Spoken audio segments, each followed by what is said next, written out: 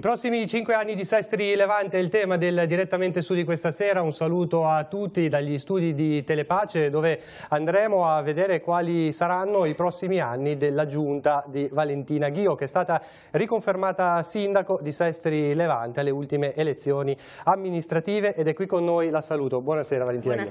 Buonasera a voi e a tutti voi. C'è stato questo turno di elezioni che un po' a sorpresa ha portato subito alla riconferma, dunque non c'è stato il turno di ballottaggio. Valentina Ghio riconfermata con il 52,21% dei voti. Intanto le chiedo subito se si aspettava questo risultato, è andato oltre le aspettative. Ma percepivo soprattutto negli ultimi giorni, nelle ultime settimane, un buon consenso, ho girato molto e percepivo una risposta positiva da parte delle persone e della gente, però non così tanto, quindi devo dire che sono stata piacevolmente sorpresa ed è stato un incentivo davvero a fare ancora meglio, fare di più, e quindi sicuramente è stata una sorpresa in positivo. Non accadeva, ci pare, dal 1999, gli altri risultati: Giampaolo Benedetti 38,37%, il Movimento 5 Stelle con Fabio Sturla 6,43% e Denis Baldi, Potere al Popolo, 2,99%. È al lavoro per la formazione della nuova giunta, le chiedo anche se ci sono novità o se ci saranno a breve.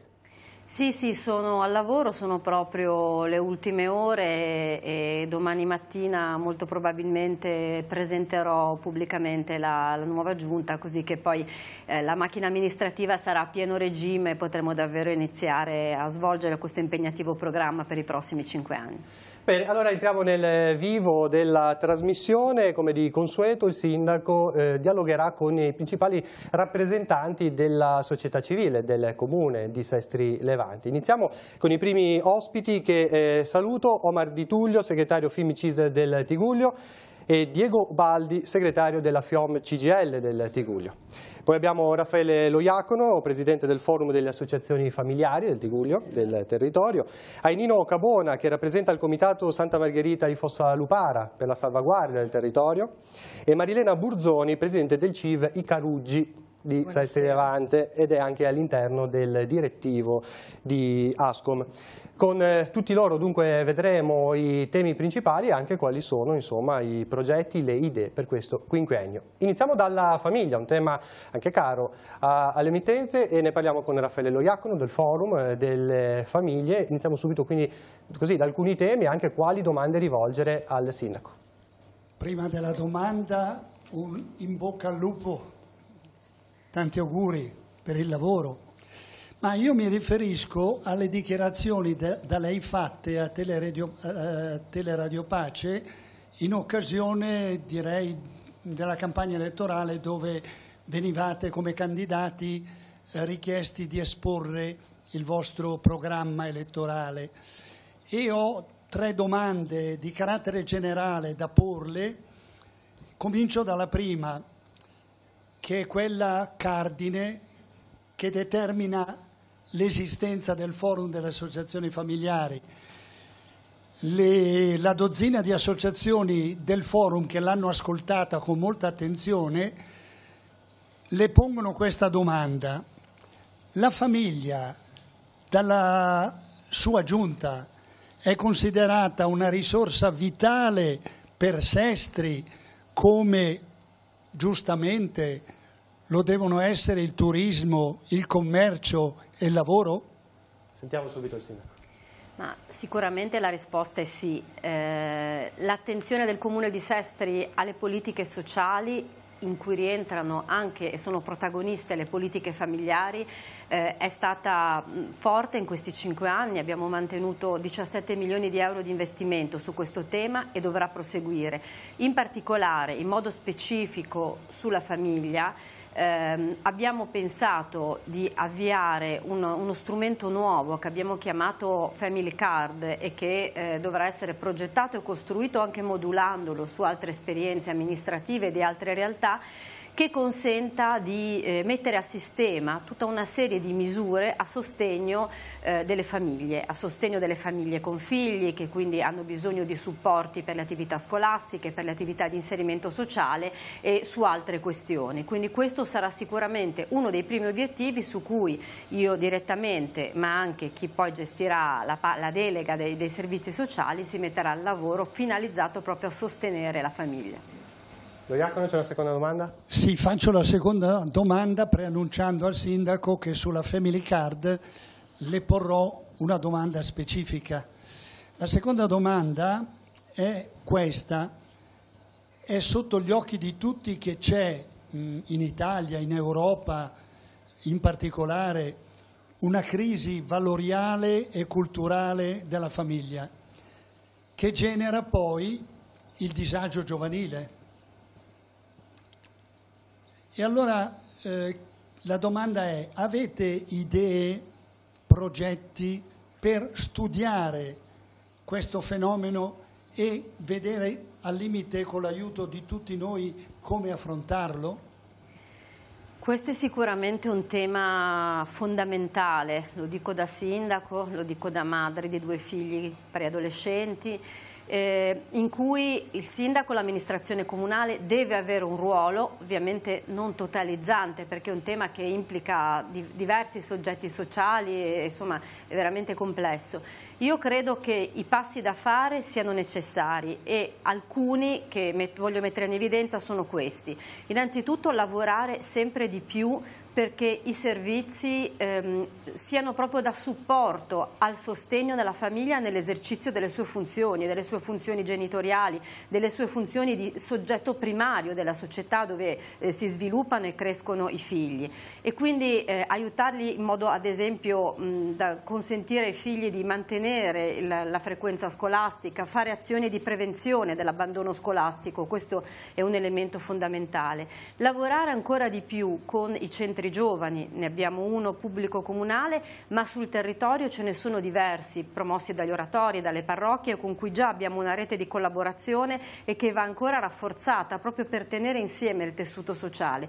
Sostanzialmente poi di progetti singoli ci sono già idee in corso e ne verranno altre, anche confrontandoci con voi, con altri soggetti che lavorano sul tema, ma credo che mantenere attiva e alta la rete dei soggetti sociali che già in qualche modo abbiamo attivato anche su altri temi come quello delle povertà, specifico per supportare la famiglia, per supportare i giovani, per supportare le problematiche generazionali, sia il primo passo da fare. Quindi lavorare perché la rete sia salda, esistente, con dei referenti specifici anche a Seste Levante. Quali altri problemi intravede sul settore? La terza domanda di carattere generale è una domanda che ovviamente so di porle sapendo che il Comune fa quello che può. Un po' come lo Spirito Santo, fa quello che può. Ritenete possibile affrontare il problema della denatalità? È un tema veramente grande e complesso. Il tema della denatalità è un tema che riguarda un po' tutta l'Italia, ma in particolar modo la Liguria, per varie ragioni. Io credo che occorra intervenire per quanto possibile, per quanto un sindaco abbia le possibilità e le competenze, sostenendo il percorso delle giovani coppie, delle famiglie. Una su tutti sono gli interventi a favore dell'abitare, ce ne sarebbero tanti, però anche ho visto il tempo, provo a parlare solo di alcuni elementi. Continuare a lavorare rispetto al sostegno, ad esempio come abbiamo fatto in avvio, con strumenti da potenziare, con strumenti come l'Agenzia Sociale per la Casa, che è un soggetto che mette in relazione soggetti privati che vogliono affittare ad affitti calmierati con famiglie che cercano una casa in affitto, dove il Comune si fa garante di eventuali morosità della caparra e di azioni di questo tipo, penso che sia un percorso da avviare. Così come andare avanti sul tema del social housing, cioè degli affitti calmierati, sempre dove il Comune può avere un ruolo di garanzia. Ecco, questo mi sembra quello dell'abitare, del far sì che a Seste Levante si possa tornare ad abitare con affitti sostenibili, penso che sia uno dei temi su cui l'amministrazione si può impegnare anche per cercare di mettere una goccia nel mare del problema della denatalità. Ecco, prima di cambiare tema, sul tema della famiglia, visto che sta formando anche la Giunta, c'è l'idea di realizzare, non so, ad esempio un assessorato alla famiglia, come è stato nel caso di alcuni comuni, ad esempio Chiavari? La delega alle politiche sociali avrà esplicitate delle competenze su questo tema. Ok, ecco, questo è un tema che si lega anche alla questione del portare le persone a Sestri Levante, quindi abitare la città. Allora passiamo il microfono a Marilena Burzoni del CIV, Centro Storico e anche Ascom. Su questo cosa si sente di dire e anche di chiedere al sindaco? Ma come nuovo direttivo che siamo nati da poco abbiamo puntato tanto sul dialogo tra commercianti, tra di noi, e abbiamo creato anche una chat proprio per poter interagire. Quindi quello che è nato proprio come richiesta di continuare di avere un dialogo con l'amministrazione, con il sindaco che abbiamo già iniziato. Perché parlando, interagendo e comunicando ed avere anche una risposta. A volte mi capita di parlare con gli amici commercianti e sembra che questa amministrazione sia una cosa un po' astratta, no? E invece sono convinta, credo nel dialogo. Non è una domanda la mia, un po' un discorso così, però mi faceva piacere che ci fosse proprio una risposta, una continuità di discorso e proprio di dialogo. Quindi un confronto, ma anche un ascolto che sì, un ascolto e una risposta. Ecco, a volte ci sono delle cose che rimangono un po' lì campate in aria. I problemi che ha parlato lui sono molto più grandi. Noi abbiamo dei problemi legati al commercio, alla nostra vita, al negozio, ecco, agganciandosi alle famiglie. In effetti facevamo un discorso che d'estate si lavora e d'inverno si fa un po' fatica. Quindi il turista è perfetto, però bisognerebbe creare proprio, cioè ripopolarla Sestri, no? Quindi forse mi aggancio proprio al discorso così. Se esiste non saprei io come poter, cioè non è proprio il mio, non saprei proprio essere in grado, ma le amministrazioni dovrebbero essere. Come facciamo a ripopolare Sestri? Vediamo se può rispondere il sindaco. Sì, nel senso, è un'idea, no, le case. No, ma è sicuramente un tema da affrontare e da porsi. È un tema complesso, come dicevo anche prima, perché il decremento demografico è un tema che riguarda da Genova a tutte le principali cittadine costiere della Liguria per varie ragioni e non solo, però è sicuramente un tema da porsi. Ci sono diversi interventi, alcuni li citavo prima, per far tornare ad abitare a Sestri, altri riguardano più prettamente il tema del commercio e del turismo. Io colgo questa richiesta di portare avanti il dialogo e di dargli anche concretezza, perché fa parte un po' anche delle mie corde con cui esercito questa funzione. Nei mesi passati abbiamo già avuto occasioni su alcuni aspetti di collaborare, c'è stato un riscontro positivo e io ringrazio gli stessi commercianti che hanno risposto anche a diverse richieste dell'amministrazione, quindi questa è sicuramente la via e la direzione.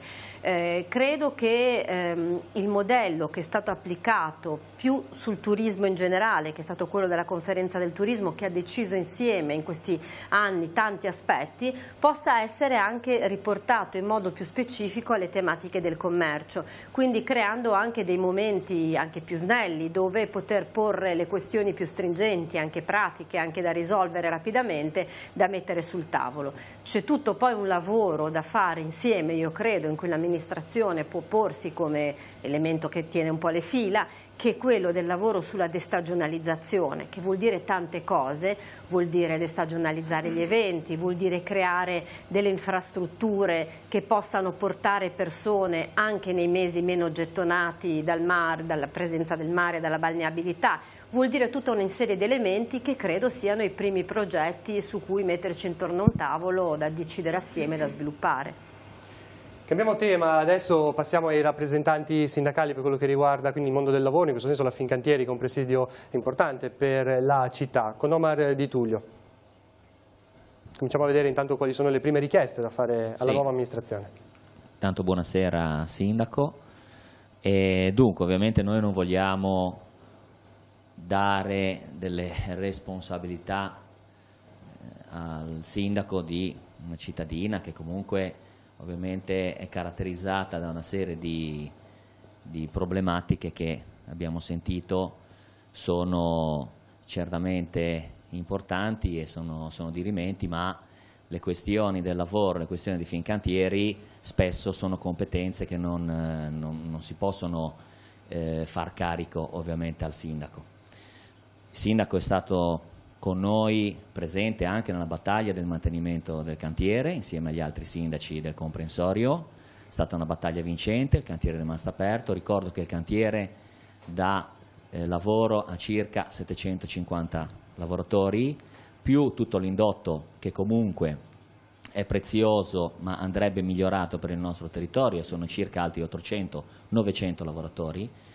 Cosa avviene in questo momento? Superata quella battaglia abbiamo adesso un carico di lavoro da sviluppare da qui al 2025, forse il rischio potrebbe essere quello che chi è subentrato in questo momento al governo possa avere delle idee per far sì che questo lavoro, che è stato creato con lo stanziamento da parte del precedente governo della legge navale, che prevede sostanzialmente di fare circa, non entriamo nella tipologia tecnica, ma circa 12 navi militari, che chi è subentrato al governo, siccome era contrario allo stanziamento della legge navale e ha fatto di tutto per ostacolarla, possa pensare magari di distrarre dei fondi spostandoli su altre partite. Quindi qual è la richiesta? Quindi la richiesta ovviamente da parte del sindaco è quella, seppur ovviamente il suo partito adesso è un partito diciamo all'opposizione, tramite i contatti che può avere il sindaco, quello di mantenere alta l'allerta, le orecchie dritte come si suol dire, perché ovviamente anche come opposizione stiamo attenti che questi fondi rimangano lì da qui ai prossimi anni. Allora giriamo al sindaco Ghio, come si può fare per mantenere alta questa attenzione e quali enti anche chiamare in causa come sindaco? Ma come citava il sindacalista anche prima, credo che il territorio e i sindaci del territorio, anche di diverso colore politico, abbiano dimostrato negli anni di avere cura e attenzione al mantenimento di Fincantieri, intervenendo quando era il caso, sollecitando chi era da sollecitare. Per cui sicuramente il mio impegno in questo sarà massimo. Sarà al massimo per sollecitare sia i parlamentari di riferimento, i sottosegretari competenti, per avere le garanzie che non solo la legge navale sia mantenuta, ma che si lavori anche nella prospettiva, perché la legge navale ha tanto respiro davanti, ma occorre non fermarsi mai e lavorare per continuare anche in prospettiva. In questo compito di un sindaco, e io me lo assumo totalmente, è anche quello di tenere alta l'attenzione della regione di riferimento, di Regione Liguria in questo caso, che ha 3 sedi di cantieri sul proprio territorio, oltre Riva abbiamo il Muggiano e Sestri Ponente, perché sia garantito davvero il futuro di tutte e 3 le sedi e che non tornino in discussione procedure o iniziative che possano mettere in discussione una delle 3 sedi. A questo punto, a questo proposito, io chiederò, l'ho già fatto durante la campagna elettorale, ma ora lo farò con tutta diciamo, l'autorevolezza del ruolo, che venga riconsiderato il fatto di tornare a creare il coordinamento delle città cantiere, dove oltre all'azienda, oltre alle forze sindacali e alle associazioni datoriali e alla regione ci siano anche le città sedi di cantiere, perché questo è fondamentale per tanti punti di vista, anche per la promozione della nuova occupazione. Chiedo a Baldi invece quali sono le necessità anche immediate, più fisiche, diciamo, dello stabilimento Riva Trigoso. Buonasera Sindaco, buonasera a tutti. Sì, io non entro nel merito dove è già andato Omar, perché è giusto parlare anche un attimino di quello che può interessare al nostro Sindaco in questo momento. È un paio d'anni che noi purtroppo, dato una frana, abbiamo un paio di parcheggi dove erano addetti proprio alla Fincantieri chiusi. E questo comporta molti disagi, soprattutto non per i lavoratori in primis, perché si sa bene quando si arriva a lavorare che bisogna girare, cercare il posto macchina per andare a lavorare, un disagio, ma li crea anche, credo, alla cittadinanza, specialmente in questo periodo. Credo che con il turismo, con l'arrivo dei bagnanti, ci siano dei grossi problemi per quello. Io credo che la sindaca dovrebbe cercare in questo momento di poter riaprire questi 2 parcheggi per creare anche molto meno disagi, secondo me, alla cittadinanza. È una cosa che questa non è soltanto sindacale, gliela poniamo proprio come sindaco della città, se fosse possibile. Grazie. Sentiamo la risposta del sindaco. Bene, sì, mi dà l'occasione questa domanda per raccontare tutto quello che è accaduto e il ruolo che ha avuto il Comune in questa situazione, anche in modo un po' anomalo, perché il parcheggio in questione di proprietà di Fincantieri e il terreno franoso è di una proprietà privata, quindi il Comune non avrebbe nessun ruolo, ma nonostante questo, condividendo la strategicità del parcheggio, visto che non c'erano grossi movimenti da parte dei soggetti proprietari, mi sono fatta parte attiva 1 anno e mezzo fa, quando è venuta la frana. Ho creato un tavolo dove hanno partecipato sia la proprietà che Fincantieri, con la varia dirigenza che è cambiata nel frattempo. Ho come amministrazione sostenuto i costi, anche questo gettando il cuore oltre l'ostacolo, dello studio geologico che ha consentito di verificare l'entità della cifra, che è una cifra molto importante, che riguarda centinaia di migliaia di euro necessarie per il ripristino, e fatto una proposta ai soggetti coinvolti di suddividere in 3 parti l'onere dell'intervento, cercando di trovare una giustificazione di interesse pubblico per il Comune, che altrimenti non avrebbe per legge nessuna titolarità di intervenire, col fatto che quel parcheggio appunto in determinati momenti della settimana, nel weekend, poteva essere utilizzato per l'interesse pubblico. Fincantieri ha dato la disponibilità, il soggetto privato non ha dato disponibilità. Pertanto non si è potuto andare in questa direzione, ho fatto un'ordinanza in cui ho intimato al soggetto privato di intervenire ripristinando lo stato dei luoghi, l'ordinanza è stata impugnata al TAR e in questo momento siamo in attesa della decisione del TAR in modo tale da poter intervenire. Io mi auguro che il TAR, vista anche la gravità della situazione, possa dare seguito all'ordinanza sindacale. Quindi diciamo che il mio ruolo è stato molto oltre rispetto a quello che sarebbe stato consentito, forse anche quasi, ma conoscendo bene la necessità di parcheggi sia dei lavoratori che della cittadina, ho scelto, nonostante non fosse una proprietà comunale, di fare tutto il possibile e di spendere risorse pubbliche anche in aree non pubbliche. Mi auguro che i tempi del TAR siano entro l'estate, così come i legali dicono, in modo tale che poi gli interventi siano realizzati e venga risolto questo problema sia per i lavoratori che per la cittadinanza. Il tema è comunque sentito anche da casa, in questi giorni ci sono arrivati alcuni messaggi sui vari aspetti che stiamo trattando, uno proprio quello che riguarda il lavoro, lo possiamo anche vedere, il lavoro non è solo turismo, negli anni abbiamo assistito alla progressiva chiusura di realtà industriali importanti, anche il cantiere di Riva Trigoso potrebbe seguire la stessa sorte se non si provvede a nuove assunzioni. Il Comune come intende muoversi, di cui parlavamo prima? Sì, sicuramente il Comune appunto nelle sue responsabilità e nelle sue facoltà, come dicevo prima, rispondendo alla domanda di Di Tullio, intende monitorare e sollecitare l'attuazione del percorso della legge navale e possibilmente dare ulteriori gambe. Poi, come sempre ribadivo, credo che occorra ristabilire quel coordinamento delle città di cantiere dove ci siano anche gli enti locali a poter verificare e controllare che venga fatto tutto il possibile perché si torni ad assumere sul territorio. Faccio un esempio su tutti: dovevano partire i corsi di formazione per superare quel gap formativo che l'azienda stessa dice che esiste sul territorio per poter avere delle persone formate da assumere.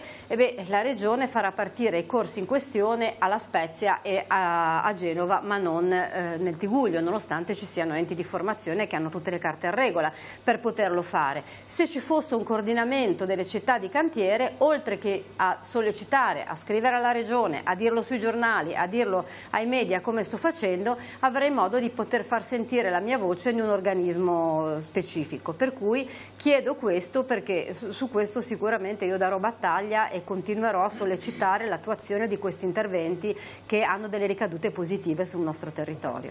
Ci torniamo su questo tema, anche quello dei corsi di formazione, e concludiamo ora il giro con Nino Cabona, che rappresenta il Comitato per la salvaguardia del territorio di Santa Margherita di Fossalupara, perché c'è la questione importante naturalmente che riguarderà il prossimo ciclo della realizzazione del depuratore. Allora ricordiamo, Cabona, qual è la situazione attuale e anche naturalmente il vostro punto di vista. Sì, intanto io sono qui in rappresentanza del Presidente che lavora, quindi pomeriggio, e quindi io che sono pensionato sono disponibile. Intanto auguri al rieletto sindaco Valentina Ghio e alla sua maggioranza di un proficuo lavoro.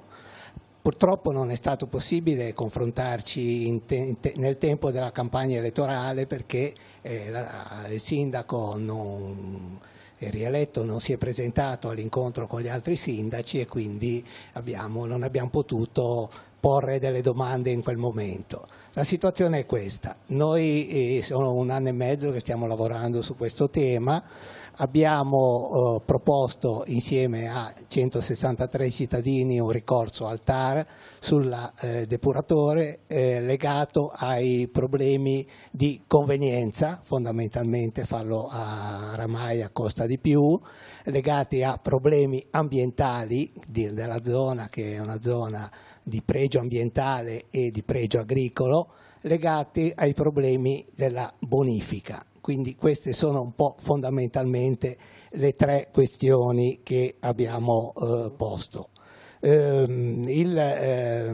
Quindi diciamo che il nostro ricorso si basa su questi temi e su questi temi abbiamo intenzione ancora di lavorare perché poi ci sono stati una variante del Comune sulla quale abbiamo fatto ulteriormente ricorso. Questo ricorso quando dovrebbe essere discusso? Dovrebbe essere discusso, come ci ha detto l'avvocato Granara, il giorno 27, salvo rinvii chiesti dalle controparti, perché sono parecchie le controparti che abbiamo. Ok, quindi questa è la situazione legata alla diciamo Ramaia dal vostro punto di vista. Il punto della situazione. Allora, poi ho le domande. Tanto giriamo subito la palla al sindaco, sia sulla questione dell'assenza in campagna elettorale, sia appunto su questo punto di vista sul depuratore. Sì, allora intanto io non mi sono sottratta al confronto perché io stessa quando si è maturata la decisione a seguito del fallimento delle decisioni dei depuratori comprensoriali, non certo per responsabilità dell'amministrazione di Sestri ma per altre responsabilità, perché io stessa nel 2017, marzo-aprile, ora non ricordo esattamente, ho promosso un confronto con i tecnici e con la mia presenza in una affollata assemblea proprio a Santa Margherita di Fossalupara. Avrei potuto farla altrove ma ho scelto di farla a Santa Margherita di Fossalupara proprio per confrontarmi con la popolazione. Ci sono stati poi consigli comunali dove o sono state discusse mozioni o modifiche urbanistiche, dove c'è stata la presenza, è stata data anche la possibilità, in modo un po' anomalo anche rispetto al funzionamento del Consiglio, dove gli esterni non possono interloquire, ma ci sembrava una questione così importante che è stata data la possibilità al Comitato di intervenire. In campagna elettorale, anche in considerazione del fatto che ci sono delle cause legali, io ho chiesto che ci fossero, come in tutti gli altri dibattiti, dei moderatori esterni, mantenendo ovviamente la libertà di qualunque tipo di domanda. Così non è stato e quindi ho preferito mantenere un tema così importante al di fuori dallo scontro e dalle strumentalizzazioni del periodo di campagna elettorale. Da quando è partito il percorso, non solo io ho dato la disponibilità, ma ho anche proprio chiesto ai cittadini in generale e in particolare ai cittadini della frazione di portare le loro proposte su che cosa realizzare sopra il depuratore, visto che c'è ancora una possibilità aperta in questo, non è ancora stato redatto il progetto, è in corso di redazione. E quindi su questo rinnovo l'invito: se ci sono delle priorità su cui fissare la propria attenzione, mantengo assolutamente la disponibilità all'incontro e anche al recepimento, se fattibile, se possibile, di proposte che arrivano dalla frazione. Vediamo velocemente Cabona, cosa ne pensa? Rapidissimamente, il moderatore ero io stesso, quindi credo di non essere una persona, come dire, che non garantisce la tranquillità. E il comitato dice no alla Ramaia. Noi diciamo, la domanda precisa adesso, se sarà necessaria una bonifica, questa deve essere fatta su tutta l'area della Ramaia e non solo sul sedime del depuratore, perché l'area inquinata è molto più grande, appare molto più grande di quella che riguarda il depuratore. Ma io credo che su questo la parola vada agli enti competenti, che non è il comune peraltro, e quindi non possiamo neanche essere accusati di strumentalizzare o meno la questione. È in corso attualmente, come prevede la normativa ambientale, un piano di caratterizzazione, cioè quel percorso che dura 6 mesi di realizzazione dei sondaggi e di verifica delle condizioni di inquinamento o meno che possono essere previste sotto quell'area. Il piano è redatto con la supervisione della massima autorità in questione, che è ARPAL, quindi non il comune ma ARPAL, all'interno di una conferenza dei servizi dove è presente anche Città Metropolitana e Regione e ASL, quindi ci sono tutti i soggetti che hanno voce in capitolo su diverse specificità. Quando arriveremo al termine del piano di caratterizzazione, la conferenza dei servizi con la supervisione di ARPAL ci indicherà se occorre bonificare o meno, con che interventi occorre bonificare e in che area.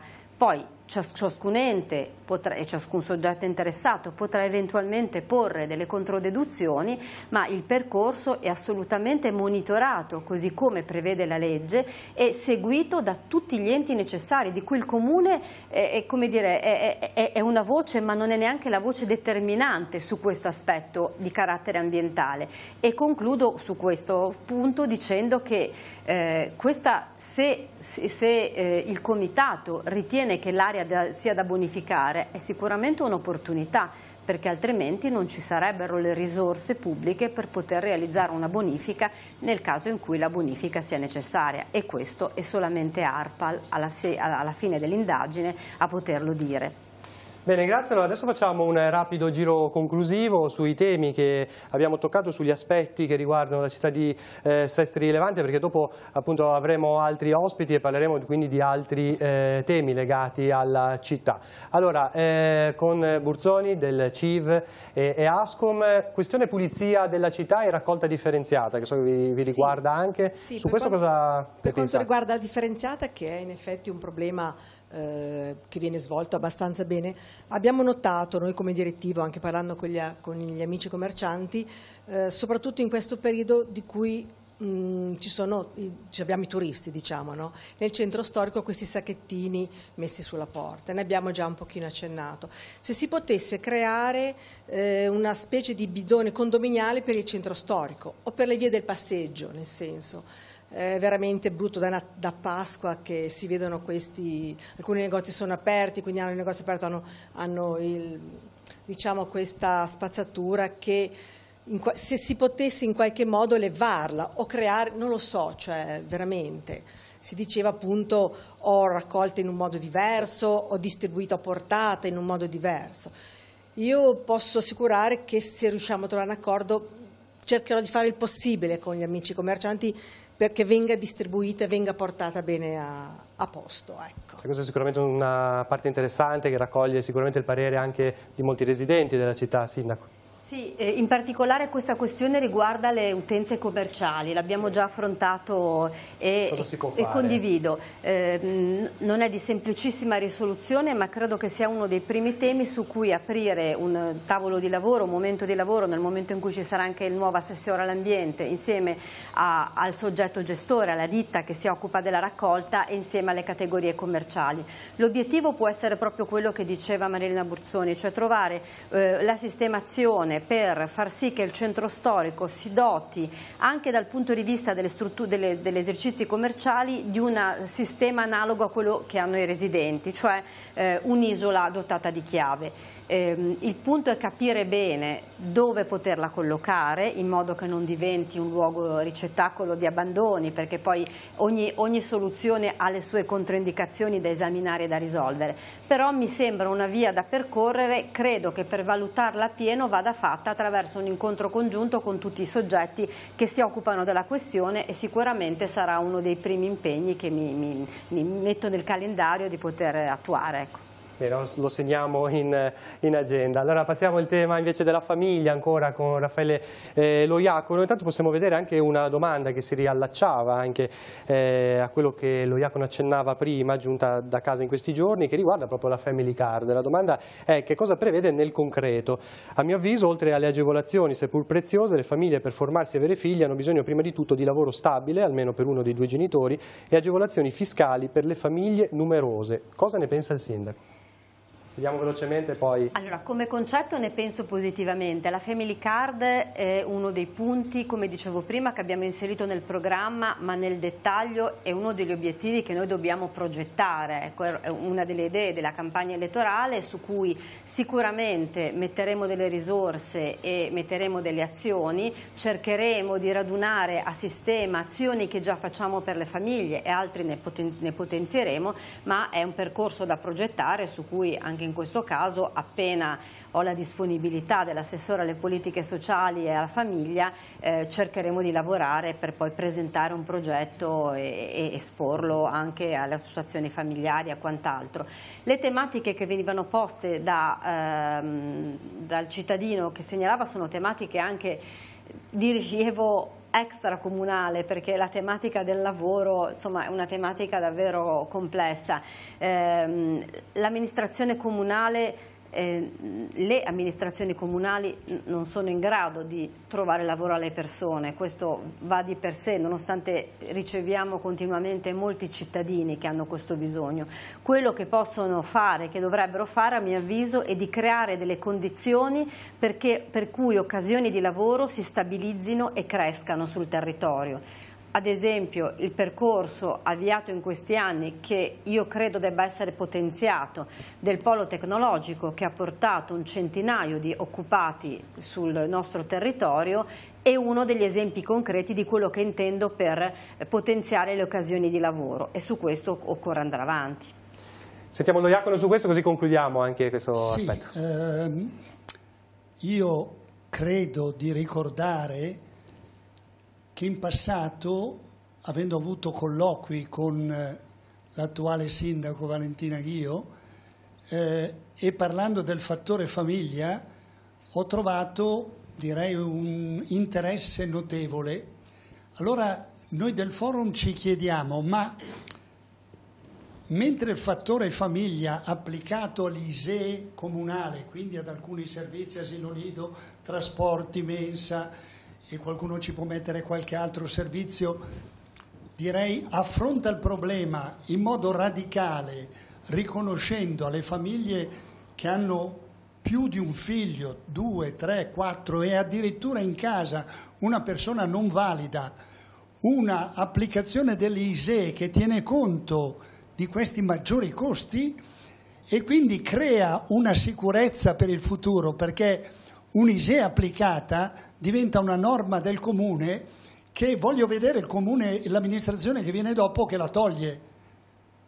Allora, quello è un provvedimento radicale e direi che crea continuità, che crea speranza, che crea fiducia, che probabilmente risolve qualche problema di denatalità. Mentre parlare solo di Family Card, cosa, figuriamoci, in moltissimi comuni il forum ha promosso anche la Family Card, è una cosa diversa, leggermente diversa. Allora la domanda è: optate per la Family Card e avete cancellato dal vostro cuore il fattore famiglia? Ci spiacerebbe. Sentiamo la risposta. No, credo che possano coesistere entrambe le azioni. Quello di cui ho bisogno è anche la competenza e l'esperienza del Forum delle Famiglie per aiutarci anche dal punto di vista proprio amministrativo a progettare al meglio, senza creare anche contraccolpi rispetto all'utenza ordinaria che magari fa conto su determinati sostegni, per inserire questo fattore famiglia. Lei citava dei nostri colloqui, io ribadisco anche una delle conclusioni a cui eravamo già giunti. Noi abbiamo uno strumento livello di partecipazione, di progettazione, di condivisione delle esigenze di partecipazione, che è il tavolo delle solidarietà, dove fanno parte parroci, centri di ascolto, Caritas, associazioni.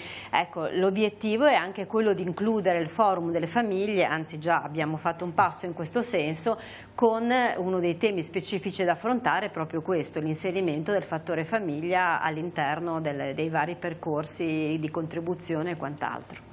Bene, ok, allora adesso invece il microfono è Nino Cabona, così chiudiamo anche la parte relativa al depuratore. Non so se l'ha soddisfatta la risposta del sindaco, se ci sono altre questioni. Dico subito, dalle parole del sindaco si nota il fatto che i tempi comunque saranno lunghi. Sarà difficile fare il piano di caratterizzazione in 6 mesi, i mesi passano, dal 2016 sono già arrivati al 2018, dall'ultima volta che ci siamo parlati in aprile sono passati ormai un anno e più e così via.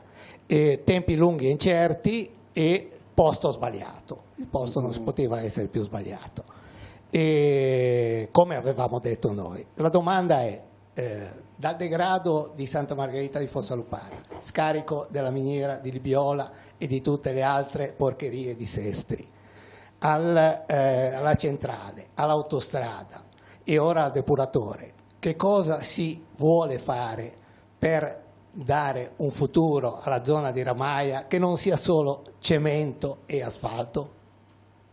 Sentiamo. Ma l'obiettivo della realizzazione del depuratore, e sulle tempistiche sono un po' più precisa perché il piano di caratterizzazione è in corso da alcuni mesi e il termine del piano di caratterizzazione è previsto per la fine di luglio, quindi siamo in linea con i tempi, non ci sono ritardi attualmente e quindi poi sentiremo ARPAL che indicazioni darà. In linea generale, nel momento in cui voglio dire, si è aperta una richiesta di contributo alla definizione della progettazione di quello che deve diventare la zona di Ramaia. Il Comune ha posto delle condizioni molto precise al soggetto gestore, che l'altezza deve essere molto inferiore rispetto a quella proposta inizialmente, che devono essere create delle ampie zone verdi, che deve essere risistemata la viabilità di accesso e deve essere realizzata una viabilità pedonale, che sono tutte indicazioni di miglioramento da realizzare nell'ambito di questo percorso. Per cui su questo io ribadisco ampia disponibilità ad recepire le proposte di miglioramento dell'area che possono arrivare dalla frazione. In questo momento la definizione è quella di realizzare una pista di patinaggio coperta dove ci sia la possibilità di svolgere anche attività sportive, quindi di creare un punto di aggregazione, di realizzare delle zone alberate, dei percorsi pedonali, delle aree dove poter passare il proprio tempo, così come accade anche con le recenti realizzazioni dei depuratori fatti sul nostro territorio, un esempio su tutti, Quinto, dove c'è un parco giochi per i bambini. Ecco, si rimane veramente aperti alle proposte dei cittadini, perché questa è anche un'occasione dove ci sono risorse per risistemare l'area che possono essere utilizzate con proposte veramente di miglioramento dell'area. Concludiamo questa prima parte con Fincantieri, con la questione del lavoro. Vediamo due flash veloci con Baldi e Di Tullio. Baldi. Niente, io parlavo un attimo della sicurezza del nostro cantiere, perché credo che sia giusto, non per niente insieme alla FIM e la FIOM abbiamo fatto questo protocollo proprio per cercare di poter intanto cercare di fare arrivare anche un segnale che qualche ditta possa essere anche locale, nel senso che avendo una ditta locale si toglie un attimino un po' di disoccupazione anche nel nostro paese e specialmente a Riva, dove assunzioni non ce ne sono troppe, a parte l'Arinox dove ha fatto le assunzioni nel nostro territorio, e volevamo chiedere questo anche, un aiuto alla sindaca proprio per questo, perché dato che abbiamo fatto questo protocollo dove credo che ci siamo visti anche all'ITIS, mi sembra, insieme a CGL, CISWIL e il sindaco, e c'erano anche i due presidi sia dell'ITIS che del villaggio, di portare avanti questo nostro discorso, perché al momento non è ancora successo niente. e non ha censato nemmeno dentro a Fincantieri il famoso sportello che avevamo detto. Questo chiediamo, lo so che è una cosa sindacale, però dato che la sindaca sappiamo che si interessa di queste cose, io credo che sia importante avere una mano dal nostro sindaco in modo che ci possa attuare quello che abbiamo fatto anche per togliere un po' di disoccupazione e specialmente per il fattore che finora incidenti gravi nel nostro cantiere non ce ne sono stati, però bisogna cercare di evitarli a questo modo. Quindi sicurezza, sentiamo anche di Tullio subito, c'è anche la questione dei corsi di formazione che prima accennava il sindaco, che è importante, credo vi stia a cuore questo. Sì, come diceva bene Diego, gli step sono 3, abbiamo difeso il cantiere, abbiamo il carico di lavoro.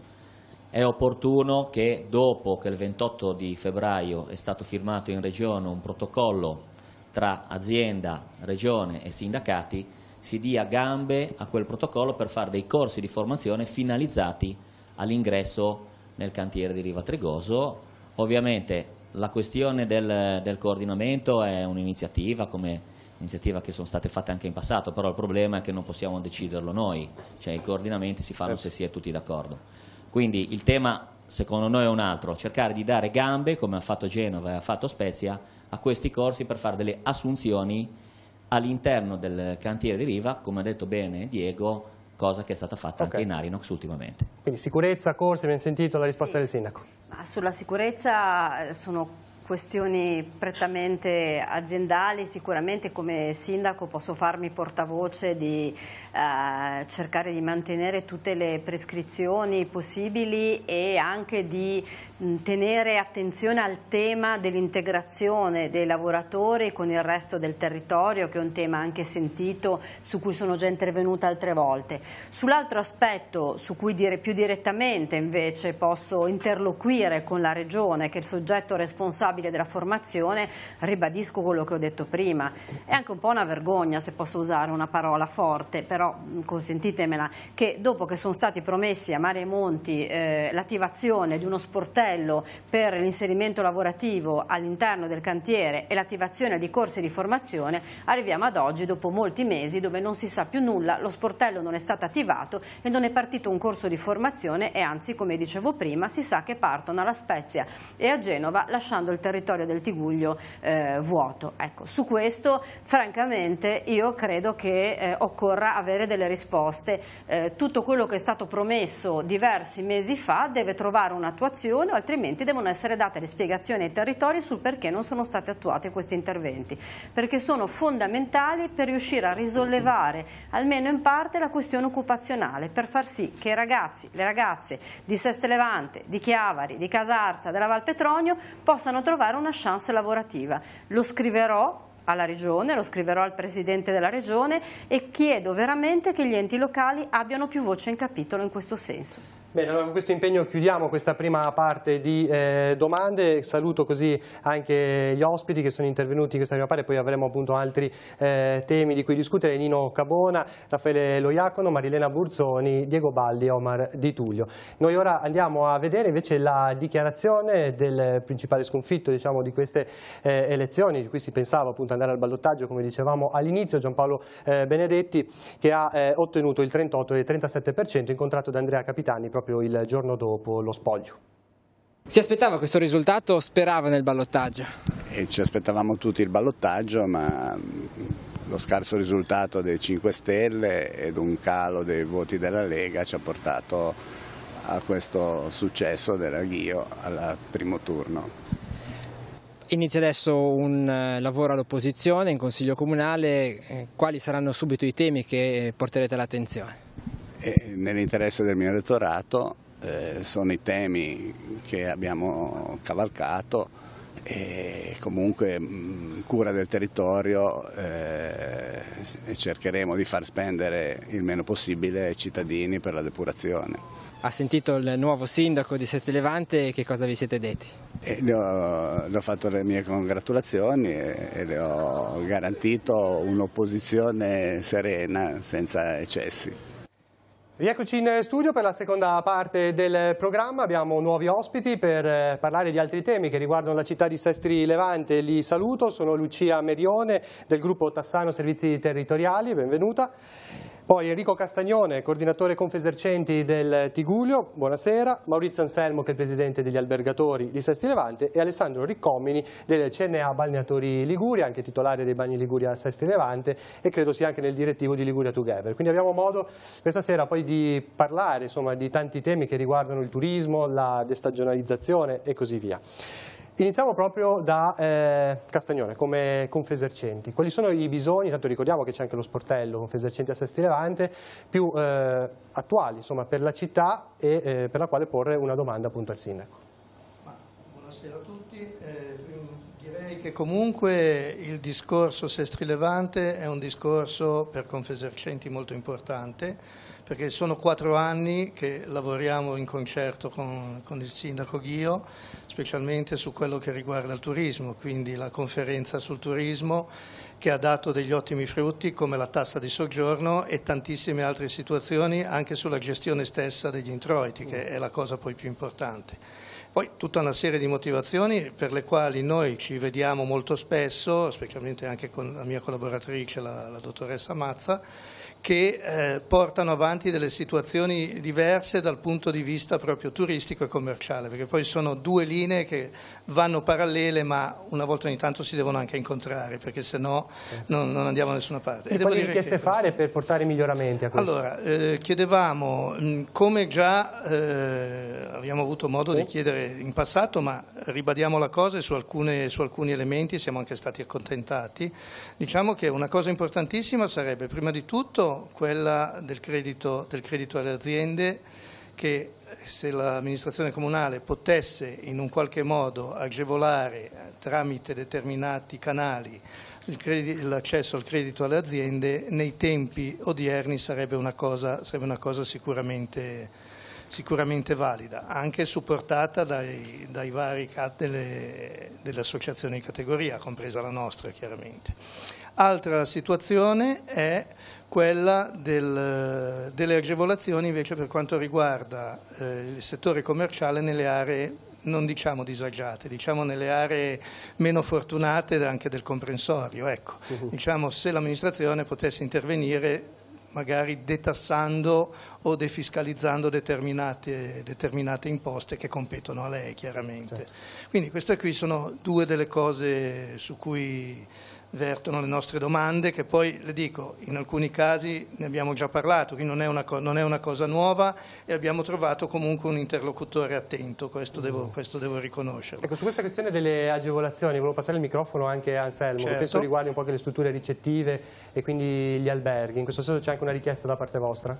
Sì, in effetti vorrei approfittarne dell'occasione anche per chiedere al sindaco se fosse possibile, visto che si parla tanto di destagionalizzazione, di trovare lo strumento per aiutare le imprese che si stanno sforzando, tanti colleghi che tengono aperto anche durante il periodo invernale, altri che vorrebbero e purtroppo non si riesce per il fatto che comunque sia, lo sappiamo, il flusso turistico a Sesti Levante è sviluppato soprattutto durante il periodo estivo. Abbiamo tante realtà che stanno migliorando, stanno facendo grandi investimenti, e quindi la mia richiesta, appunto collegandomi al collega di Confesercenti, è proprio quella di domandare se ci fosse la possibilità di trovare uno strumento per andare a ridurre l'imposizione fiscale o comunque sia detassare le strutture, soprattutto quelle che tendono ad aprire tutto l'anno. Quindi agevolazioni, interesse anche per le aree depresse. Sentiamo il sindaco. Sì, dunque sono stati posti dei temi importanti su cui abbiamo avuto anche confronti durante il periodo della campagna elettorale e su cui alcune ipotesi di lavoro sono contenute nel programma di mandato. Intanto, rispetto a una delle prime cose poste, l'obiettivo è quello di provare a lavorare per creare un fondo di garanzia comunale, come si diceva, ovvero finalizzato a sostenere l'accesso al credito agli investimenti investimenti, di nuove attività o di riqualificazione di attività.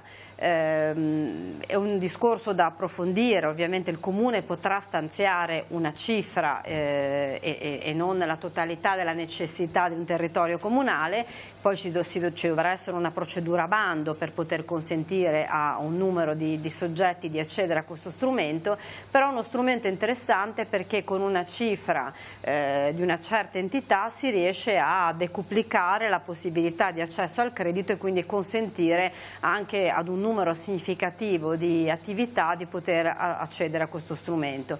Sarà sicuramente un ragionamento da approfondire con le associazioni di categoria, perché anche insieme a loro forse si riescono a trovare gli strumenti proprio realizzativi per impostare il percorso.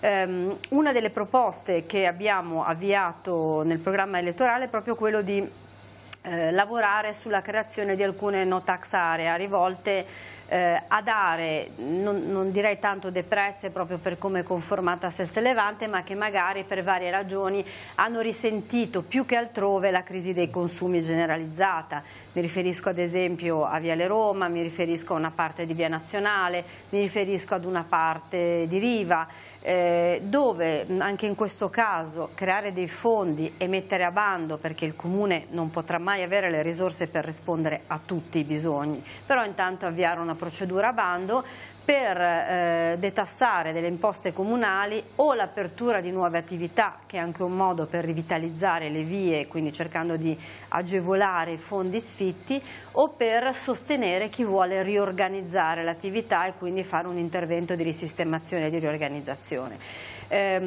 Uno studio, e io chiederò poi in questo anche contributo e sostegno operativo di dialogo alla conferenza del turismo, credo che vada impostato anche rispetto a quello che poneva, la questione che poneva Maurizio Anselmo, cioè sul sostegno alle strutture ricettive che tengono aperte per buona parte dell'anno. Attualmente quello che può fare il Comune forse non è così conveniente economicamente rispetto ad altre partite che sono partite occupazionali e quant'altro, però è sicuramente un percorso da avviare insieme ad un altro, che è quello di mettere in campo le misure e gli investimenti anche infrastrutturali. Ormai abbiamo fatto tanto lavoro legato alla promozione che dovremo continuare a fare, ma forse ora è anche giunto il momento di investire in infrastrutture per dare gambe e corpo davvero a questo tema della destagionalizzazione e riuscire, non dico fare 12 mesi, ma magari allungare di un po' quello che è il periodo di maggiori flussi turistici. Passiamo ai balneari, che sono i più vicini al mare, quindi risentono sicuramente di alcune problematiche come pulizia delle spiagge, ma anche pulizia dei corsi d'acqua e così via. Ricomini. Sì. Ma noi abbiamo avuto un rapporto molto stretto con l'amministrazione comunale, abbiamo parlato del piano degli arenili, anche dell'allungamento stagionale, abbiamo problematiche diverse ma simili alle altre attività. Direi che nelle questioni che abbiamo portato durante gli incontri della campagna elettorale abbiamo parlato di questo, abbiamo parlato della difesa della costa, tutte cose che l'amministrazione comunale affronta già attivamente. È ormai rinunciabile però un progetto sul disinsabbiamento della Baia di Ponente. La Baia di Ponente, la Baia delle Favole di Sestri Levante merita un progetto in questo senso. Ci rendiamo conto che è una cosa complicata, difficoltosa, ma vanno reperiti i fondi affinché venga fatto un progetto e affinché si arrivi a questo disinsabbiamento, per la cura del mare, per la cura proprio, perché non saranno sufficienti gli interventi già programmati, ma veramente a questo punto è irrinunciabile disinsabbiare il Golfo di Ponente. Rivolgiamo allora subito il tema al Sindaco, cosa si può fare su questo aspetto? Abbiamo avuto occasioni sia con Alessandro Riccomini che con la categoria, ma con altri soggetti anche collegati al mare, di confrontarci, e io ho detto più volte in questi mesi che uno dei progetti da avviare in tempi ragionevoli subito dopo la stagione estiva, anche per gli impegni, diciamo, di chi lavora di più in questo periodo, è quello di creare un tavolo collegato al mare, un tavolo blu, un po' sul modello della conferenza del turismo, che metta assieme i soggetti imprenditoriali, economici, associativi, sportivi, culturali collegati a questo tema. Perché insomma, Seste Levante dal mare potrebbe ancora di più espandere potenzialità non solo economiche ma quasi identitarie, mi viene da dire. Uno degli elementi, uno dei punti, oltre che il dare gambe e corpo al piano degli arenili, su cui si è arrivati ad una condivisione sostanziale, e il portare a compimento l'iter del depuratore, e per cercare di aspirare anche alla bandiera blu, che è uno degli elementi fondamentali, è quello di mettere in atto gli interventi più necessari e impellenti. Due sono soprattutto. Uno è quello che veniva citato del disinsabbiamento dell'area della Baia delle Favole, in particolare dell'area più vicina alla rada portuale, da fare facendo un progetto e andando a recuperare dei finanziamenti a supporto, così come abbiamo fatto per gli interventi sul porto. E l'altro intervento è quello di mettere in campo tutte le azioni possibili a protezione del litorale dalle mareggiate. Questo con particolare riferimento alla zona di Sant'Anna, al potenziamento della diga di Portobello e alla zona di Renà, che sono quelle più colpite. Quindi queste sono un po' le priorità di difesa, diciamo, sul mare, sia sul disinsabbiamento che sulla protezione del litorale. Ecco, le chiederei un flash sulla questione porto. Sì. Tutto si è fermato dopo il referendum, diciamo, che si è svolto proprio sulla rada portuale. Adesso che intenzione c'è? Si pensa a un intervento, diciamo, più ampio, importante, oppure lavori, come dire, a step, come si sono fatti negli ultimi anni, forse anche cercando dei fondi? Che idea c'è? Io non credo che siano i tempi per pensare ad interventi importanti di cambiamento urbanistico, paesaggistico, ambientale della nostra area portuale. Quindi nella mia idea non ci sono interventi strutturali di cambiamento radicale. Ci sono degli interventi, e ci devono essere degli interventi di miglioramento, di incremento della messa in sicurezza. In questi anni non siamo stati fermi, perché sono stati spesi 1,5 milioni di euro per la messa in sicurezza e la risistemazione, in particolare dell'area dedicata alla pesca professionistica. Su questo percorso bisogna andare avanti. Tanto dobbiamo attuare l'ultimo finanziamento preso, recuperato, che prevede la sistemazione di alcuni servizi e che prevede il rinforzamento della diga del porto. Sta per completarsi la passerella pedonale, che proprio in questi giorni vede gli ultimi interventi, che collegherà più direttamente il porto, e poi ci sono alcuni interventi come la sistemazione di pontili galleggianti e come la piena attuazione dell'ultimo pezzo della banchina, diciamo, del porto pubblico, per accogliere anche un turismo nautico, seppur limitato, visto che ci sono pochi posti a disposizione, ma un turismo nautico anche di un certo tipo. Ecco, sono i passi su cui muovere le nostre azioni prossimamente, in modo da dare gambe. Bene, cambiamo ora tema, parliamo di sociale, con Lucia Merione del gruppo Tassano, che allarga però il suo raggio d'azione anche su Sesti Levante, con varie realtà. In questo senso, quali possono essere le vostre richieste alla nuova amministrazione? Ma io non arrivo con richieste precise, di dettaglio, più di visione però. E in effetti questi anni si sono connotati per un buon livello di coinvolgimento, un grande lavoro da parte dell'amministrazione, l'abbiamo appena sentito, in tutto quello che sono le aree economiche, produttive, e così potrei dire che è stato anche nel sociale. E allora la mia è più una domanda, ed è di qual è la visione dell'amministrazione rispetto al ruolo della cooperazione. Io certo opero e lavoro in un ambito che è quello del gruppo Tassano, ma dico anche che insieme al collega Grigoni sono portavoce del forum, del terzo settore, del Tigullio, e quindi in questi termini, ecco che allargo un po', c'è il discorso cooperazione, il discorso terzo settore, qual è la visione dell'amministrazione rispetto a dare continuità o, ecco, questa forse potrebbe essere un'inchiesta, come migliorare ulteriormente questo livello di partecipazione e di coinvolgimento, perché i bisogni, non si diceva prima su altri temi, sono veramente tanti. E da parte nostra, ecco, più che una richiesta, c'è sempre la messa a disponibilità del fatto di esserci laddove ci sono quei momenti di confronto.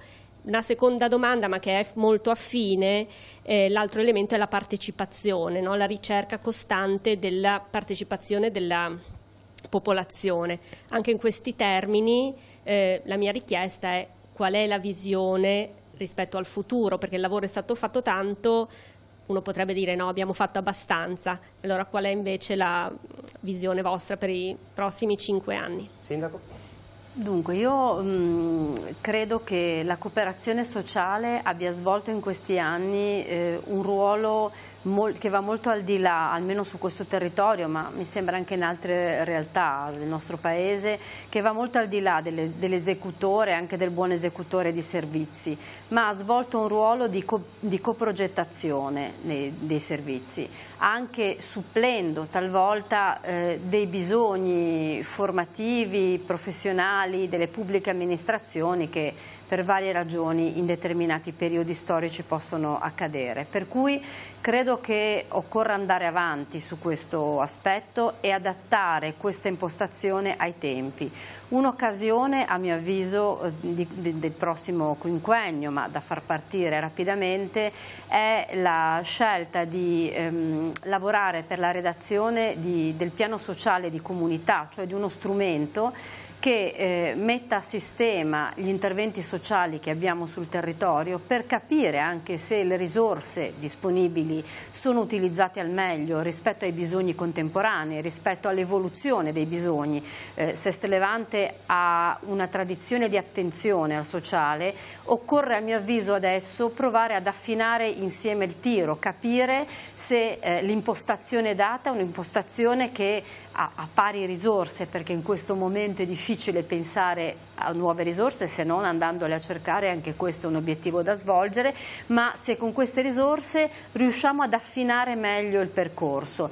Questo che appunto attraverso la redazione del piano sociale può essere un'occasione, va fatto a mio avviso coinvolgendo appieno il terzo settore, coinvolgendo la cooperazione sociale che gestisce i servizi del territorio, ma anche tutto il resto del terzo settore che magari fa più un'azione di volontariato, ma che comunque è un elemento imprescindibile. Quindi è un percorso da avviare insieme, su cui trovare insieme la via, io credo.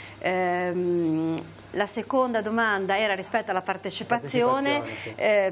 Sì, questa è stata un po' un'impostazione anche del mio modo di fare il sindaco su diversi livelli. Credo che vada continuata anche portando avanti alcune pratiche già avviate. Una delle sfide a mio avviso che vorrei mettere in campo è quella dei laboratori di quartiere o di frazione, cioè provare a coinvolgere, e lo dico anche dopo che ci sono state due esperienze, e ci sono due esperienze positive di due quartieri come quello della Lavagnina e ora quello di Pila che si raduna intorno al nuovo Parco Sterza, dove c'è una volontà, un'attivazione anche di parte della popolazione di partecipare. Lo dico per cercare di trovare insieme la quadra, anche in questo caso per spendere in modo più appropriato le risorse che ci sono rispetto ai bisogni evidenziati dal quartiere. Quindi questo del lavoro sui laboratori di quartiere e di frazione penso che sia uno dei nuovi elementi su cui agire la partecipazione. Bene, allora concludiamo il giro con gli altri nostri ospiti. Torniamo un attimo sul discorso destagionalizzazione, facciamo sia con Anselmo, con Castagnone. Intanto vedendo anche un messaggio che ci è arrivato da casa in questi giorni che riguarda proprio quello delle iniziative turistiche, che molte si svolgono sul lungomare, dicono, valorizzando le due baie, ma lasciando un po' nell'ombra le realtà commerciali delle zone periferiche. Come pensate di valorizzare soprattutto in estate queste aree? Tanto sentiamo anche se da parte di Albergatori e Confesercenti su questo tema c'è qualche richiesta. Beh, io diciamo che come albergatori, in quanto a promozione e destagionalizzazione, è un argomento che trattiamo regolarmente. Noi albergatori siamo i primi promotori dell'attività, diciamo, di uno dei settori più portanti dell'economia sestrese o sestrina, che dir si voglia, e che è quello appunto il settore del turismo. Noi stiamo investendo da anni e come personalmente, ma tutti i colleghi hanno investito in questi ultimi anni per migliorare la ricettività. Stiamo portando avanti un discorso di promozione turistica al quale si è affacciato ultimamente anche il Comune con l'istituzione di questa consulta del turismo e che ci supporta anche nella presenza nelle fiere. Diciamo che appunto siamo i primi promotori e dall'amministrazione anche per aiutare la destagionalizzazione ci attendiamo più attenzione forse e chiediamo supporto alle attività che hanno veramente voglia di investire e che stanno facendo sforzi per investire nel settore del turismo.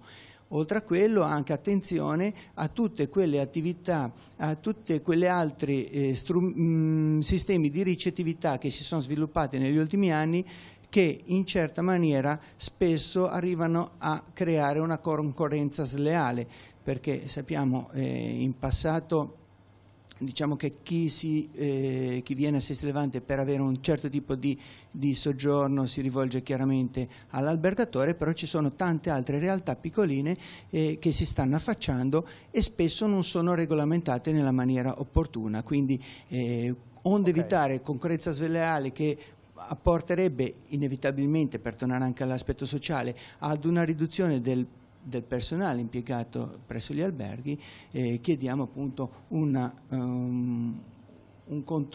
regolamentazione migliore di queste. Castagnone? Io sono in piena sintonia con quanto detto dal collega, perché ci sono sostanzialmente delle differenze diciamo di territorio. È vero che alcune manifestazioni possono essere fatte in una certa zona, alcune manifestazioni in un'altra, quindi noi siamo più che altro per un'estensione un po' a macchia di leopardo di queste iniziative che possono essere commerciali e turistiche, e questo è chiaro, verrebbe a vantaggio di tutti. Sul discorso abusivismo, che tra l'altro noi abbiamo portato avanti, il sindaco Ghio lo sa perché ne abbiamo anche già parlato, l'abusivismo purtroppo è una cosa a cui Confesercenti tiene molto, cioè il combattere questa piaga, perché non si evince solo dal punto di vista alberghiero, ma anche per tutta una serie di sottobosco di attività che comunque andrebbero un pochettino monitorate, ecco, quindi sull'abusivismo sicuramente. E io direi che sostanzialmente anche sul fatto di valorizzare altre zone della città, l'amministrazione di Sestri Levante ha fatto già molto istituendo il registro delle botteghe storiche, che è stato uno dei fiori all'occhiello e che, lo dico senza lode, senza infamia, ma noi abbiamo portato come Confesercenti ad esempio e come progetto pilota anche in altre città, anche su Rapallo. Quindi dico, questo qui potrebbe servire a valorizzare ulteriormente anche quelle zone che magari vengono penalizzate dal punto di vista geografico. Quindi abusivismo, regolamentazione, più spazio agli imprenditori, Sindaco. Sì, sono temi complessi questi che come dire, comportano, oltre che il lavoro del Comune e del Sindaco, talvolta anche di tutta una serie di altre forze. Credo però che sia un tema su cui continuare a mettere energie e affrontarlo. Rispetto all'abusivismo, diciamo, o alla non la regolarizzazione, più che abusivismo delle strutture ricettive, un paio di anni fa abbiamo scelto un approccio informativo che però ha dato i suoi frutti, perché in poco tempo ha portato a decuplicare la regolarizzazione delle strutture ricettive, delle case vacanze, insomma di questo tipo di strutture negli uffici comunali, quindi raggiungendo ad una copertura veramente molto elevata delle regolarizzazioni. Lo abbiamo fatto anche dopo un dialogo con gli albergatori, dopo incontri in questo senso, e su questo filone occorre sicuramente sicuramente proseguire ed è un impegno che mettiamo in campo. Analogamente con l'abusivismo invece di quello che riguarda il commercio o di questo tipo di interventi, dove occorrono interventi magari più mirati, più specifici, magari insieme anche alla Guardia di Finanza, che ancora recentemente ho sentito su questo tema. Sul decentramento delle iniziative, delle manifestazioni, devo dire che in questi anni, proprio grazie al ragionamento che facevo prima anche rispondendo alla domanda sulla partecipazione, c'è stato un crescendo, solo che parlando di questi giorni, ieri sera c'erano iniziative nel quartiere della Lavagnina, questa sera sarò ospite di un'iniziativa canora nel quartiere di Pila, quindi c'è un'attivazione laddove soprattutto c'è la volontà o delle associazioni dei residenti o dei commercianti di stimolare l'amministrazione a sviluppare attività anche al di fuori. È un po' naturale che il centro storico, la passeggiata mare, ovunque nelle località turistiche concentrino la maggior parte dell'offerta di intrattenimento, di spettacolo, è una cosa che accade un po' da tutte le parti, però insomma l'obiettivo è quello di cercare di estendere queste proposte anche nel resto della città, soprattutto laddove ci saranno categorie commerciali pronte ad attivarsi con l'amministrazione in questo senso. Siamo in conclusione, un'ultima riflessione con Alessandro Ricomini per i balneari. In questi 5 anni si è creato a Sestri Levante, anche attraverso la conferenza del turismo, direi un metodo Sestri Levante, non voglio dire un metodo Ghio, ma un metodo Sestri Levante senz'altro. Tant'è che diversi comuni hanno seguito l'esempio di Sestri e tanti collaborano con noi, soprattutto quando partecipiamo a delle fiere internazionali del turismo. Addirittura a Sestri Levante è stata portata una fiera internazionale del turismo in collaborazione appunto con Liguria Together. Io credo che, come diceva giustamente il sindaco, a questo punto bisogna investire su quello che abbiamo, su quello che siamo, sulle nostre radici, sulle nostre potenzialità. Quindi lavorare giustamente sulle botteghe, su questo progetto delle botteghe storiche che è già avviatissimo a Sestri e in altri comuni invece no. Andare a recuperare veramente le radici di Sestri e le potenzialità, curando il dettaglio. Possiamo concludere allora su questo auspicio per la città, non so se Sina vuole aggiungere qualcosa in conclusione. No, direi che sì, anzi sono assolutamente d'accordo, questo è un po' lo spirito, quello della condivisione, del lavoro partecipato, del lavoro che nasce da obiettivi condivisi e comuni su cui si cerca di trovare una quadra e cercando di far sì che le nostre peculiarità, l'identità, le risorse che abbiamo diventino strumenti di percorso futuro, diventino strumenti di sviluppo futuro, presente e futuro, in un lavoro appunto composto tutti assieme. Questo è stato un metodo che ha pagato, ha prodotto esiti in questi 5 anni e credo che vada potenziato e anche esteso ad altri settori nel mandato che ho appena iniziato. L'ultimo flash sulla questione di sanità, l'ospedale è sempre una questione molto aperta, che attenzione dell'amministrazione ci può essere su questo? L'attenzione è quello di chiedere ulteriormente e nuovamente, ora che si è chiuso il percorso elettorale a Regione Liguria, di indicarci che cosa intende fare nell'ospedale di Sestri Levante, perché al momento ci sono solo movimenti in uscita e nessuna prospettiva di entrata, quindi sarà mio impegno tornare a chiedere gli obiettivi, i progetti e le risorse messe a disposizione per dare gambe e attuazione a questi progetti. Bene, grazie al sindaco di Sestri Levante Valentina Ghio per essere stata con noi per tutto questo tempo, aver risposto insomma a tante domande su tanti aspetti. Ringrazio anche gli ospiti di questa seconda tornata, Lucia Merione, Enrico Castagnone, Maurizio Anselmo e Alessandro Riccomini, e buona serata. Con questa puntata si conclude la stagione 2017-2018 del Direttamente Su, dunque il ringraziamento va tutta alla redazione per l'impegno di quest'anno, tutti i volontari, alla regia che ha guidato e fornito la copertura di immagini alle puntate, compresa quella di questa sera, quindi ci rivedremo poi con la prossima stagione. Grazie a tutti per averci seguito, buon proseguimento con i nostri programmi.